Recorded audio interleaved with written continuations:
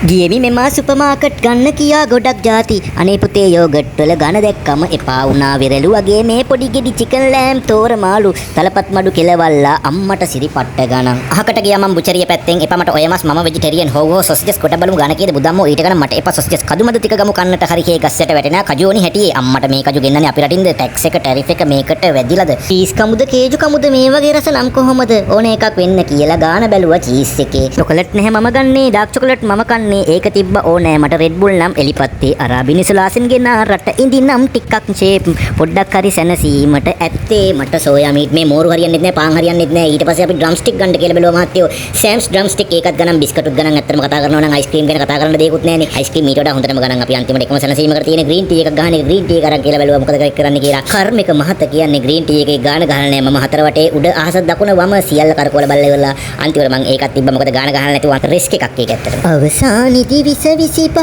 අපි යනවා ඩය කෙරුමට තව දින කිහිපය ඇත්තේ පාලනයට කෑම අපේ හැම අතින්ම බැලු කලට ශරීරය හගුණ පිළිබඳ හොඳම තේරුම මම ගත්තා H2O වතුර බොතලේ ටෙනින්